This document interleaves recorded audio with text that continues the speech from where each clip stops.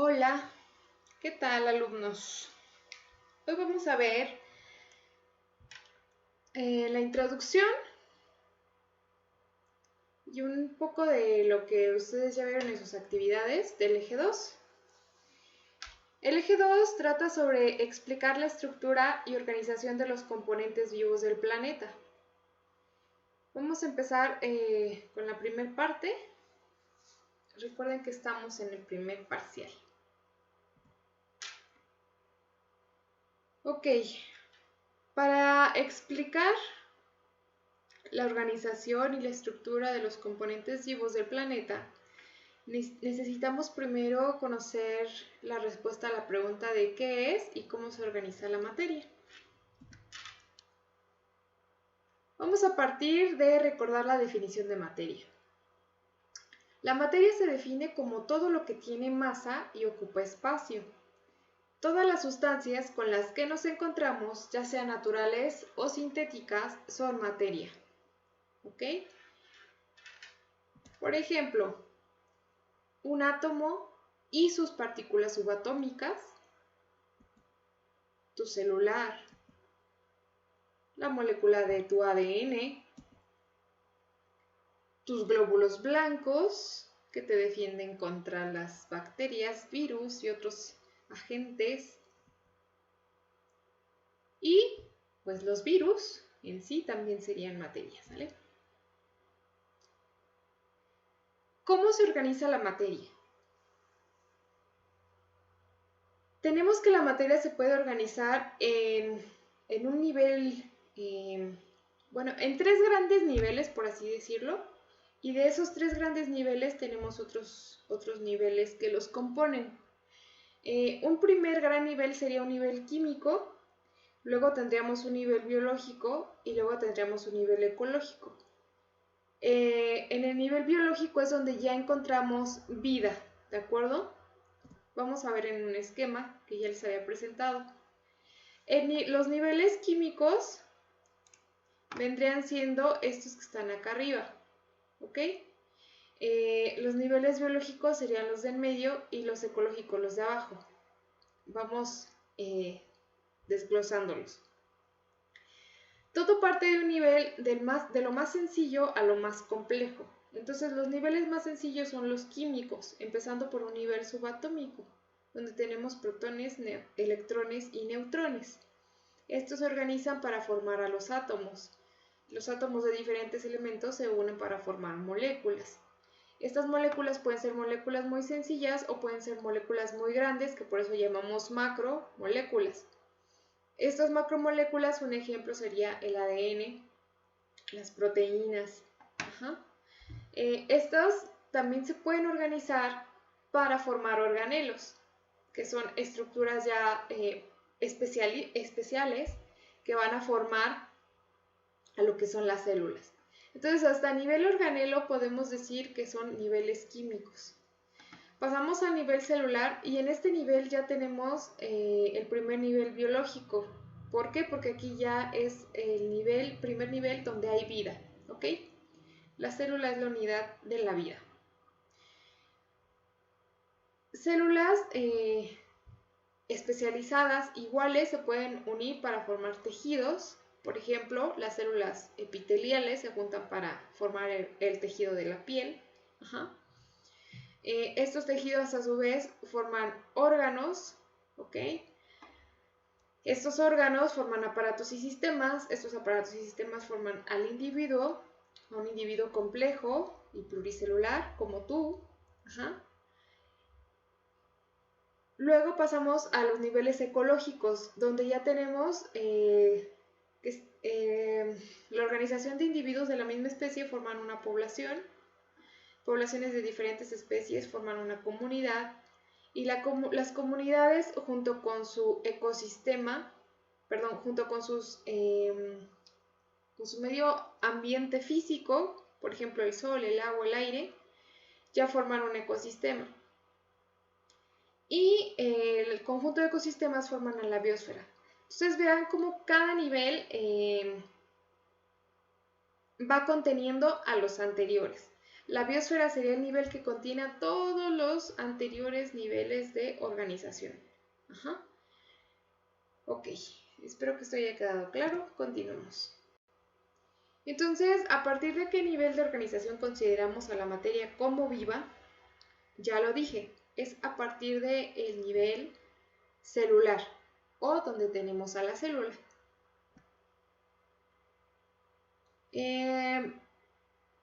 ¿Y qué características tiene precisamente esta materia viva? ¿O por qué podemos definir que desde ahí tenemos vida?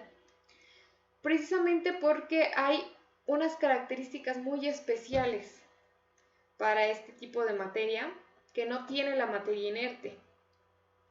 Por ejemplo, estructura celular sería una de ellas, porque todos los seres vivos están formados por células, al menos por una. Si está formado por una, entonces tenemos un organismo unicelular. Si está formado por dos o más células, tenemos un organismo pluricelular.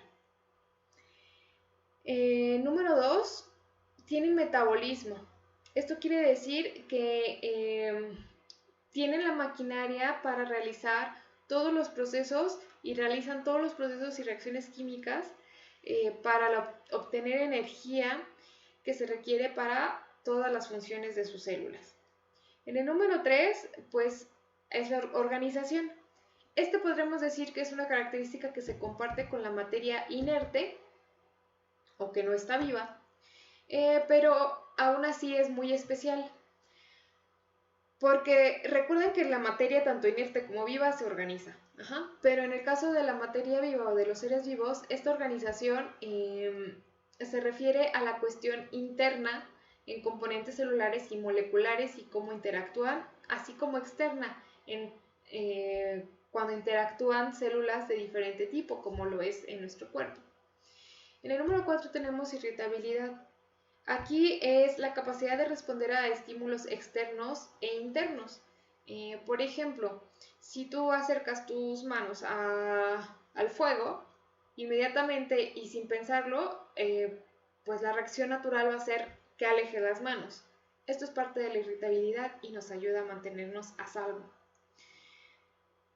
En el número 5 tenemos la reproducción y esta sería la capacidad de crear descendencia fértil para perpetuar la especie.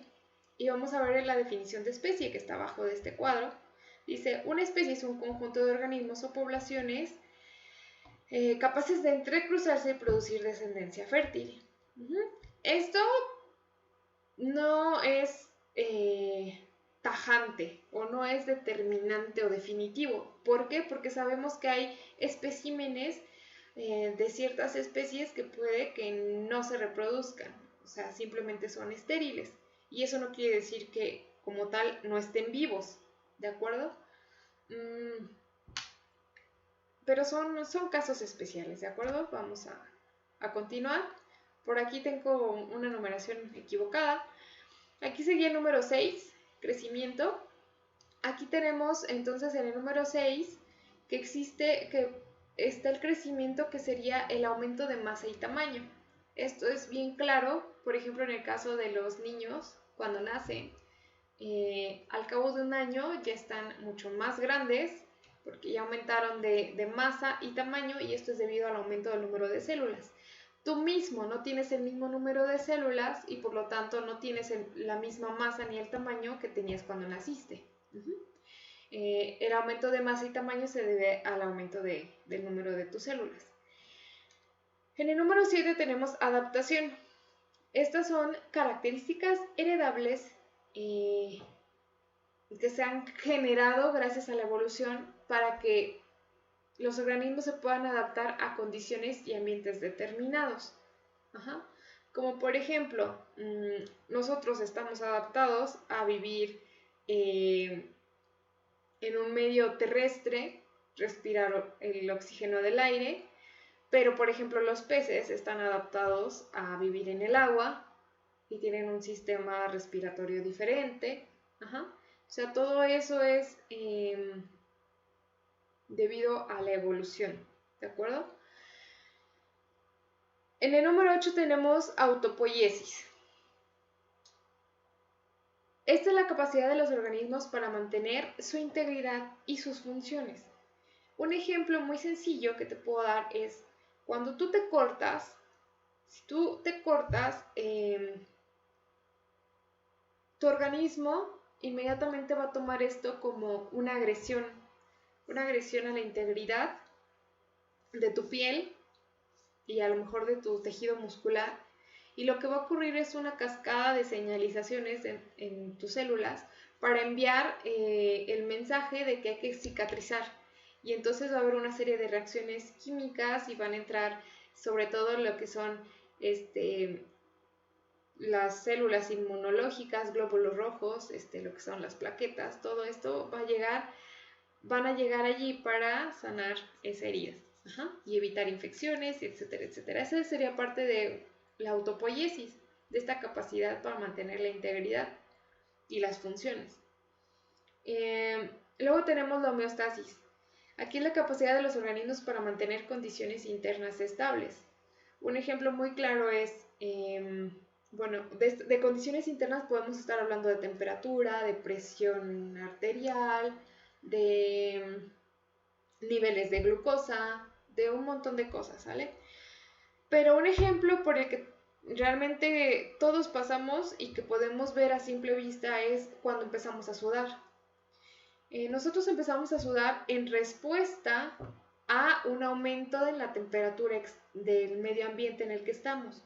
Entonces, la respuesta de nuestro cuerpo para mantener la temperatura estable y que no nos afecte esa temperatura externa, pues es empezar a sudar. El sudor nos va a refrescar. Es como un sistema de refrigeración natural, por así decirlo. Eso sería parte de la homeostasis. Interesante, ¿no? Bueno, continuemos. Aquí yo quiero preguntarles, ¿un virus es un ser vivo? No recuerdo si ya se los había comentado, no sé si ya lo saben, pero pues ahorita que los virus son tan famosos, sobre todo gracias a cierto virus, que empieza con C, entonces yo creo que sería muy bueno que veamos este video.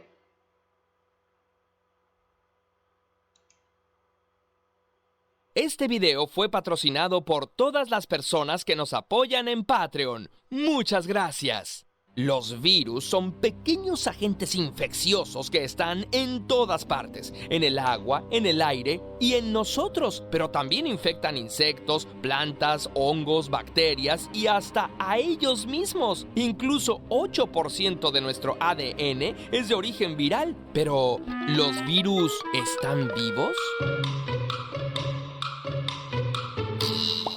Los virus apenas contienen suficiente material genético para codificar desde 4 hasta 200 proteínas que forman su cuerpo. Cada especie de virus actúa diferente, pero en términos generales, esto es lo que hacen. Su superficie tiene proteínas que se unen a los receptores de las células del hospedero. El virus libera su material genético. Las mismas proteínas de la célula transportan el material genético hasta su núcleo. Ya dentro del núcleo detiene todas las actividades y utiliza la maquinaria de la célula para replicarse, y así obliga a la célula a crear todo lo necesario para formar virus. Cuando se han creado muchos virus, la célula se rompe dejándolos salir. ¿Y cómo está eso de que sus genes están en nuestro ADN?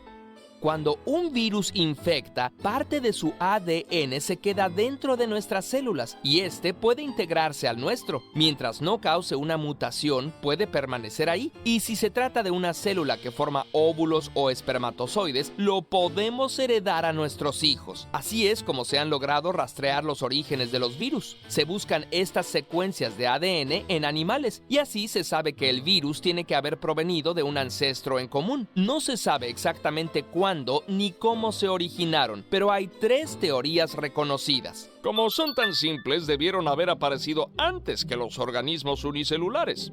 Son secuencias de ADN o ARN que escaparon de una célula. Eran organismos que desarrollaron una relación parasitaria. Entre más dependientes se hicieron de su hospedero, se volvieron más simples. Existen casi 5.000 especies de virus y se clasifican según su forma, tipo de ácido nucleico, envoltura, estrategia de replicación, hospederos que infectan y tipo de enfermedad que provocan. Por ejemplo, los del género rotavirus se caracterizan por diarreas severas, algunos retrovirus por inducir a células normales a dividirse incontroladamente hasta causar un tumor o cáncer, o por deprimir el sistema inmune, y otros virus por manifestarse en la piel, como el del sarampión o varicela. Son los agentes infecciosos más pequeños y aún así son causantes de grandes epidemias. El biólogo Jared Diamond, en su libro Armas, Gérmenes y Acero, relata el papel de los gérmenes en la victoria de las conquistas europeas. Los virus que causan viruela, gripe y sarampión provienen del contacto entre humanos y animales domesticados nativos de Europa y Asia. Los pueblos euroasiáticos convivieron con estos animales durante milenios y se hicieron inmunes a sus virus, desarrollaron defensas propias, pero los indígenas de América no las tenían. Hasta se decía, indio con viruela, indio muerto. Esta vulnerabilidad causó la muerte de millones de conquistados. Ni los líderes se salvaban. Cuitláhuac, el líder azteca, murió por viruela en 1520. ¿Y entonces los virus están vivos? Para ser considerado un ser vivo tienes que 1. Tener un metabolismo, o sea, producir energía por ti mismo y mantener un ambiente estable. Los virus no son capaces de hacerlo. 2. Responder a estímulos. Esto tampoco lo hacen. 3. Ser capaz de evolucionar. Los virus tienen una tasa de mutación sumamente rápida y son capaces de evolucionar. Por eso es tan difícil crear drogas o vacunas contra ellos, porque se replican tan rápido que tienen muchos errores en su genoma y esas copias defectuosas son resistentes. 4. Ser capaz de reproducirse. Los virus pueden hacerlo, pero solo hackeando maquinaria de las células. Así que la respuesta es no, no están vivos. Bueno, pensándolo bien, sí están vivos. Bueno, a veces, y depende a quién le preguntes. Este tema es parte de un serio debate entre los científicos, pero muchos se conforman con situarlos en un área gris entre lo vivo y lo no vivo. ¿Zombies? Los virus no son los únicos que se encuentran en este dilema de ser o no ser. Los viroides son como los virus, pero estos solo están formados de ARN e infectan exclusivamente plantas. Existen agentes aún más raros, los priones. No son virus ni microorganismos, sino proteínas, localizadas en las membranas neuronales. Por razones aún discutidas, cambian su estructura tridimensional. Su nueva forma les permite autoasociarse fácilmente. Así se acumulan y forman conglomerados resistentes que degeneran progresivamente el tejido nervioso, como el cerebro. La famosa enfermedad de las vacas locas o la del ciervo zombie se deben a priones y pueden adquirirse esporádicamente por transmisión ambiental o mutación genética.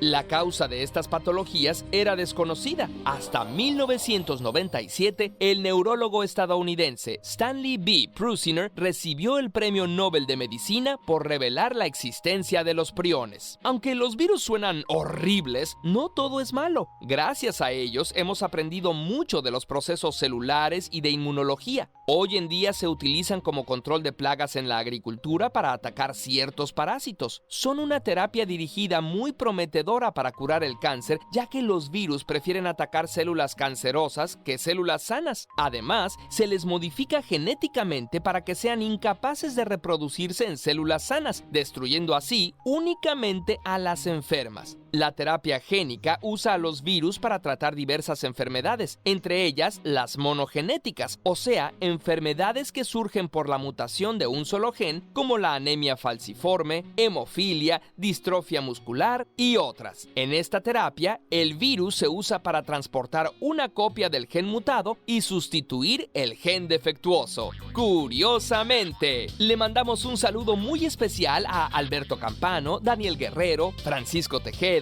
Eberto Taracena, Juan Carlos Estrada, Leslie, Marco. Bueno, un video muy interesante. Respondiendo a la pregunta, pues, ¿un virus es un ser vivo? Pues entonces llegamos a la conclusión de que, aunque es debatido, la mayoría afirman que no, ¿verdad? Que un virus no es un ser vivo. porque no tiene todas las características de los seres vivos como tal, empezando por un metabolismo propio.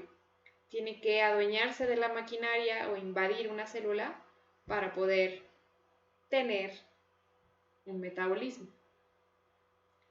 Entonces, bueno, ya les he puesto videos de este canal, muy interesante por si gustan seguirlos. Curiosamente, continuamos. Si fueras a otro planeta, ¿qué pistas buscarías para saber si hay o hubo vida? Con lo que hemos visto hasta ahorita, ¿qué piensas? ¿Qué buscarías si ya vimos cuál es la característica, cuáles son las características de los seres vivos? Bueno, yo me puedo imaginar ciertas respuestas que hayas podido dar. Número 1, pues buscaría seres vivos. Sería lo más evidente, ¿verdad? Y lo más evidente sería buscar seres vivos complejos. O sea, seres vivos que podamos ver a lo mejor a simple vista. Pero ¿y si no los hay? Entonces a lo mejor buscarías una forma de vida más sencilla.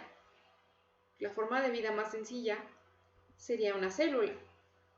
Ok, vas, exploras el terreno, tomas muestras, las ves al microscopio buscando células, pero pues a lo mejor no las encuentras. Entonces, ¿ahora qué podrías buscar? Algo que te podría dar una pista de si hay o si hubo vida anteriormente, pues sería pensar en los componentes químicos, ¿verdad? Que forman a las células. Entonces, en este caso, podríamos entonces buscar como pista esos componentes químicos, moléculas o elementos que forman a los seres vivos. Bueno, vamos a hablar sobre estos elementos que forman a los seres vivos. Los elementos químicos de la vida o que forman a los seres vivos se llaman bioelementos, bio de vida, ¿ok? Elementos, pues de elementos.